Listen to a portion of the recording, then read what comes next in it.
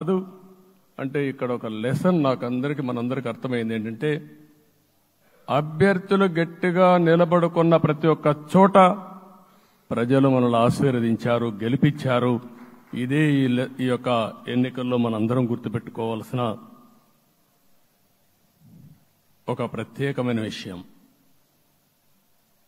నేను చాలాసార్లు ఎన్నికలైన తర్వాత సమీక్షలు చేసుకున్నాం, కానీ ఇలాంటి విజయం, ఎలాంటి సాటిస్ఫాక్షన్ ఎప్పుడూ లేదు.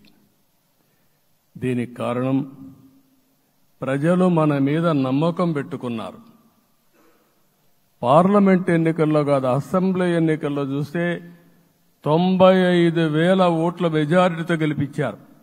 గాజువాక 95,000 ఓట్ల మెజారిటీతో గెలిపించారు. ఈ విషయాలు నేను పవన్ కళ్యాణ్ గారు ఢిల్లీకి వెళ్ళినప్పుడు, పురంధేశ్వరి గారు వచ్చినప్పుడు,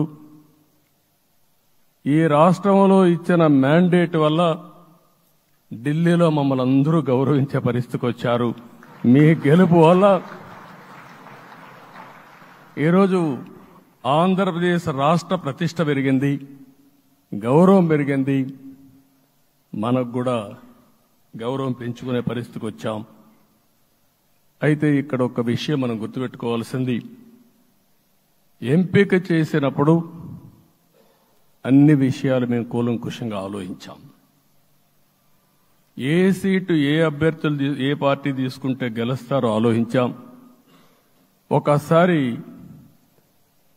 అవి నేను చాలాసార్లు చూసినప్పుడు సీట్ల ఎంపికలో చాలా సమస్యలు వచ్చేటివి. మొట్టమొదటిసారిగా మొన్న ఎంపికల్లో కూడా చిన్న చిన్న సమస్యలు తప్ప ఎక్కడ పెద్ద సమస్యలు రాలేదు. అంటే మేమందరం కూడా ఒకటి ఆలోచించాం, గెలిపే ధ్యేయంగా పనిచేయాలి. కాబట్టి ఏ సీట్లో ఎవరు సీట్ ఇస్తే వాళ్ళు గెలుస్తారో ఆ సీట్లే ఇచ్చాం. అదే సమయంలో సీట్లు ఇచ్చిన తర్వాత ప్రతి ఒక్కరూ గౌరవించి గెలిపించే బాధ్యతకు వచ్చారు. ఇంకొక పక్కన ఈరోజు మిమ్మల్ని అందరినీ